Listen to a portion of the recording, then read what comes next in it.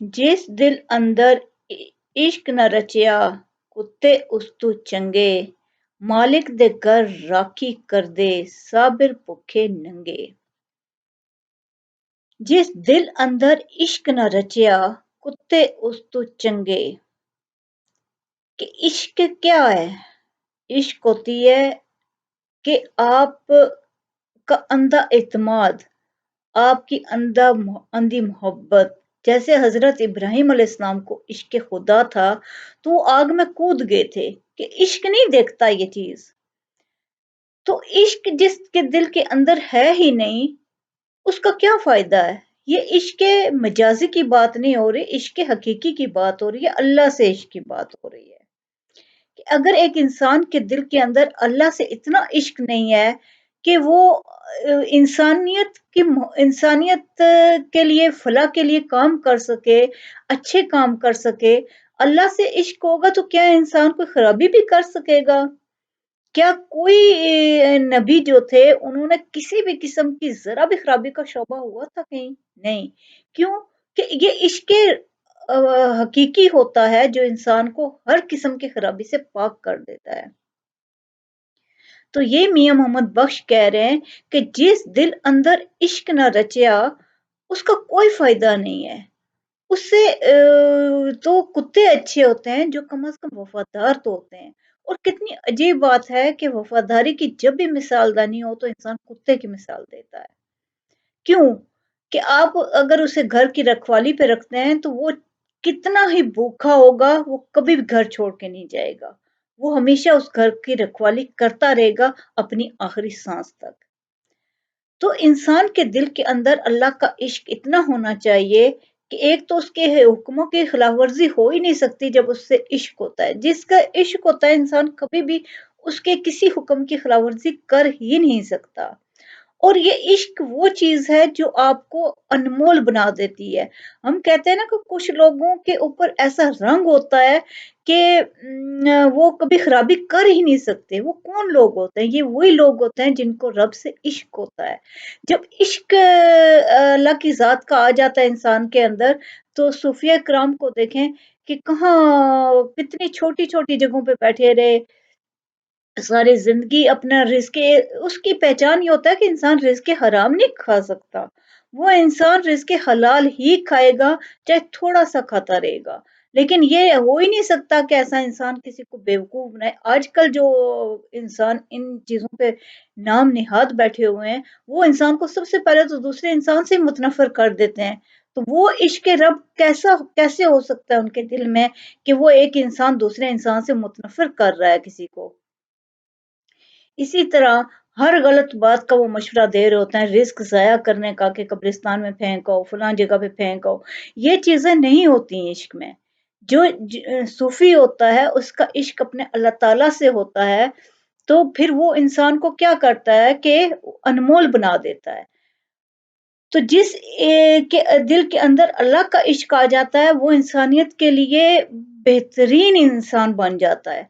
वो ये हो ही नहीं सकता कि वो अल्लाह की किसी भी मखलूक को के लिए खराबी का सोचेगा, कोई खराबी करेगा, क्योंकि उसको पता है कि मैं जिस रब के आगे सजदा रेज़ हो चुका हूँ, वो रब मेरा वो रब है जो हर चीज़ का मालिक है। तो फिर जब वो मालिक हर चीज़ का वो है, तो फिर वो इंसानों से उसको क्यों गिला शिकवा होगा? क्यों वो किसी इंसान से उसकी कोई भी प्रॉब्लम होगी या वो फ़ील करेगा किसी इंसान की तरफ से। कहते हैं ना कि जो अल्लाह ताला के कुर्ब में जीते हैं, उनको कोई तकलीफ़ पहुँचती है तो वो उस इंसान की तरफ नहीं देखते जो पहुँचा रहा होता है। वो अल्लाह ताला की ज़ात की तरफ चले जाते हैं कि हमें ये तकलीफ़ अगर अल्लाह ताला की बेहतरी है इसमें।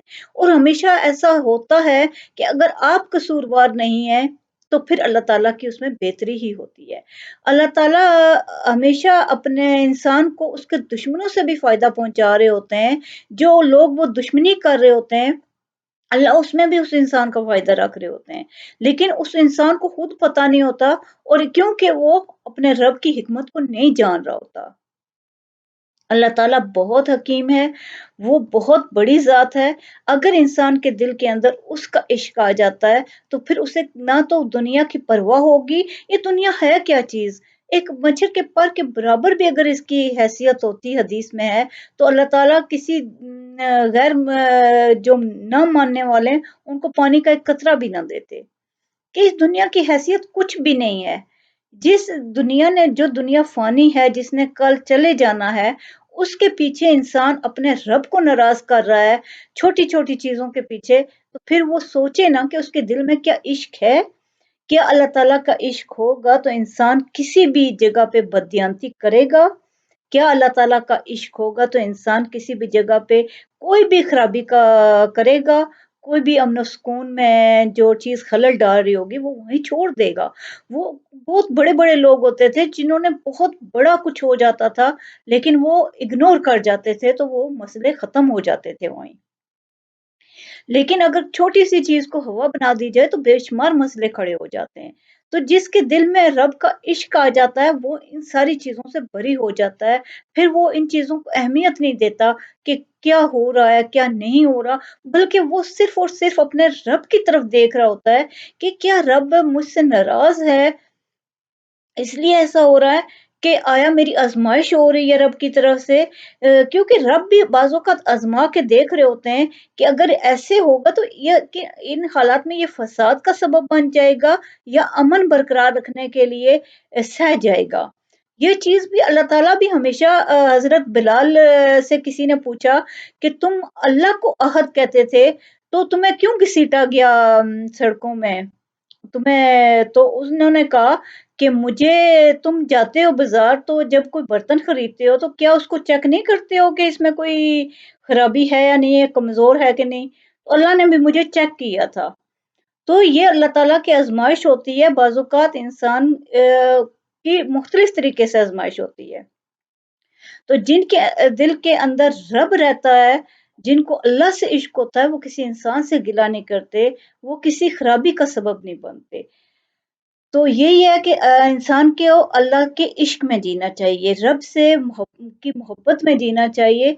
اگر آپ کی زندگی میں اللہ تعالیٰ کی پرائیورٹی سب سے زیادہ ہے، آپ کی زندگی کا مقصد اللہ کی رضا ہے، تو پھر آپ یقین کرو کہ نہ تو آپ کو کوئی تکلیف لگے گی اور نہ پرابلم لگے گی اور نہ کوئی پہنچانے والا تکلیف کو برا لگے گا، کیونکہ آپ کو پتا ہے کہ آپ کا رب نکال لے گا۔ اگر وہ حضرت یوسف علیہ السلام کو کنویں سے نکال سکتا ہے، موسیٰ علیہ السلام کو سمندر کے سامنے کھڑے ہو کے راستہ دے دیتا ہے سمندر، تو پھر اللہ کیا نہیں کر سکتا؟ حضرت ابراہیم علیہ السلام کے لیے آگ خود حکم دے رہا ہے کہ سلامتی ہو جا۔ وہ اللہ ہر چیز پہ حاوی ہے، قادر ہے، وہ ہر کام کر سکتا ہے، صرف اس پہ بھروسہ کریں اور اس کے عشق میں جئیں، اس کی محبت میں زندگی بسر کریں، تو آپ کی زندگی جو ہوتی ہے بے مثال ہو جائے گی۔